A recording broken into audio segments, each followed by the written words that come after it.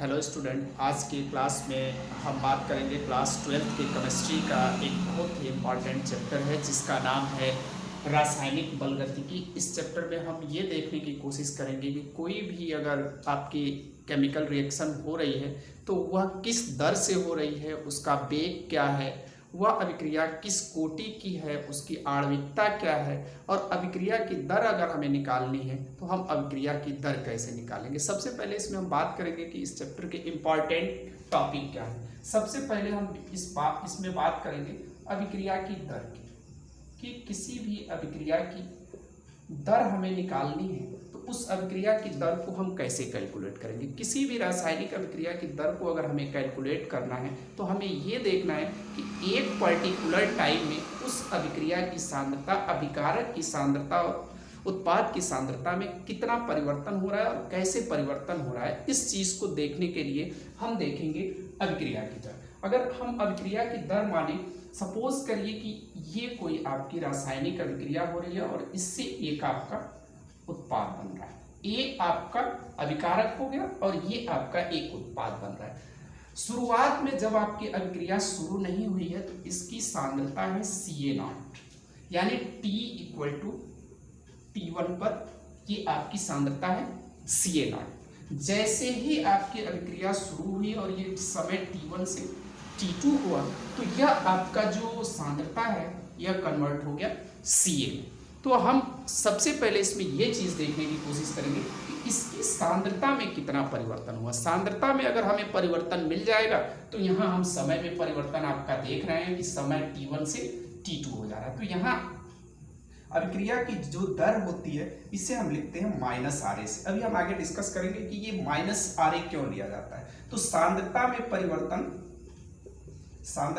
परिवर्तन divide by समय में परिवर्तन, यह आपका होता है किसी भी अभिक्रिया की दर, या इसी को हम कहते हैं अभिक्रिया का वेग। तो सांद्रता में जो परिवर्तन है, सांद्रता में परिवर्तन आप देख रहे हैं Ca से Ca0 हो रहा है। समय में परिवर्तन T2 से T1, यानी अंतिम सांद्रता माइनस प्रारंभिक सांद्रता, अंतिम समय माइनस प्रारंभिक समय। इसी को हम लिखते हैं delta Ca upon delta T, यानी minus R A equal to delta Ca upon delta T। यह आपका कहलाता है किसी भी अभिक्रिया की दर। यानी यहां पर आप ये देख पा रहे हैं कि कोई भी रासायनिक अभिक्रिया है तो उसकी सांद्रता में एक समय के साथ कितना परिवर्तन देखने को मिल रहा है, और ये आपका कहलाता है अभिक्रिया की दर। अब यहाँ हम आपसे बात करेंगे, यहाँ आपको दिख रहा है कि माइनस आर ए आ रहा है।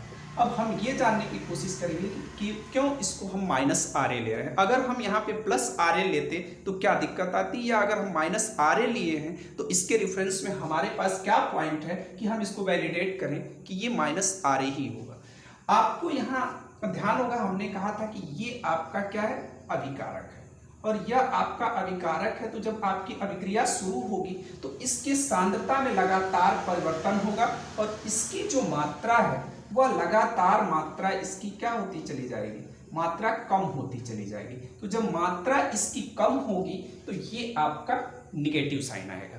तो इसलिए हम इसके रेट ऑफ रिएक्शन इसको बोलते हैं, माइनस आर ए को हम कहते हैं रेट ऑफ रिएक्शन या अभिक्रिया की दर। और यह अभिक्रिया की दर आपकी हमेशा निगेटिव हम लेते हैं माइनस आर ए, और ये बराबर होता है सांद्रता में परिवर्तन बटा समय में परिवर्तन की। अब मान लीजिए कि ये तो delta Ca upon delta dt आप देख रहे हैं, ये बहुत बड़ा परिवर्तन है। सपोज कर लीजिए कि बहुत कम समय अंतराल में अगर बहुत कम आपका समय सांद्रता में परिवर्तन हो रहा है तो इस परिवर्तन को देखने के लिए हम इसको इस तरह से भी लिखते हैं, minus R A equal to D Ca upon dt। और यह जो परिवर्तन होता है यह आपका डिफरेंशियल चेंज है, इसको हम कहते हैं डिफरेंशियल चेंज। डिफरेंशियल चेंज का मतलब ये हुआ कि बहुत कम समय अंतराल में आपकी सांद्रता में बहुत कम परिवर्तन होता है, और ये आपका इसलिए minus R A equal to हम लिखते हैं माइनस डी Ca अपॉन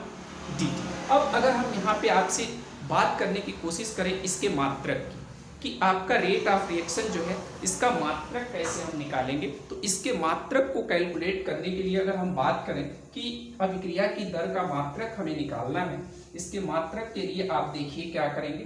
अगर हम बात करें यहाँ पर अभिक्रिया के दर की मात्रक के लिए आप देखिए इसका फार्मूला -RA = dCA/dt। दो तरीके हैं एग्जाम के लिए, अगर आप प्रिपरेशन कर रहे हैं तो दो तरीके हैं आपके पास, या तो आप डायरेक्ट मात्रक को याद कर लीजिए, या बेहतर तरीका ये है, मैं जो तरीका अपनाता हूँ या अपने बच्चों को बताता हूँ उसमें ये है कि इसको निकालने की कोशिश आप करें। रटने की कोशिश अगर आप करेंगे तो हो सकता है कि एग्जाम का प्रेशर हो, उसमें आप दूसरे का मात्रक किसी और में लिख के आ जाएं। तो यहाँ पे आप देख रहे हैं dCA/dt, तो इसका सांद्रता है तो इसका मात्रक आप जानते हैं कि ये होगा मोल प्रति लीटर। dCA आपका क्या है, चेंज इन कंसंट्रेशन, यानी सांद्रता में परिवर्तन, और सांद्रता में जो परिवर्तन होता है यह आपका होता है मोल प्रति लीटर, और समय में परिवर्तन है तो ये होगा आपका सेकेंड। तो इसका मात्रक आपका हो जाएगा मोल प्रति लीटर प्रति सेकेंड। ये मात्रक होता है किसी भी अभिक्रिया की दर का, कि अभिक्रिया का दर सांद्रता में परिवर्तन यानी सांद्रता का मात्रक बटा समय का मात्रक, और इसकी मदद से हम ये निकाल लेते हैं मोल प्रति लीटर प्रति सेकंड। ये बात होती है आपकी अभिक्रिया की दर निकालना हो, या इसी को हम कहते हैं अभिक्रिया का वेग, अभिक्रिया का दर या अभिक्रिया का वेग। अब ये अभिक्रिया का वेग जो है यह बहुत इंपॉर्टेंट है। कभी भी आपको किसी भी रासायनिक अभिक्रिया का वेग देखना हो या फिर देखना हो कि वो किस दर से परिवर्तित हो रहा है, तो इसके लिए आपको ये चीज़ ध्यान रखनी चाहिए कि एक निश्चित समय अंतराल में कितना उसके सांद्रता में परिवर्तन हो रहा है। इसकी मदद से आप अभिक्रिया की दर को क्या कर सकते हैं, कैलकुलेट कर सकते हैं, और बहुत ईजिली इसकी वैल्यू आप क्या कर सकते हैं, फाइंड आउट कर सकते हैं।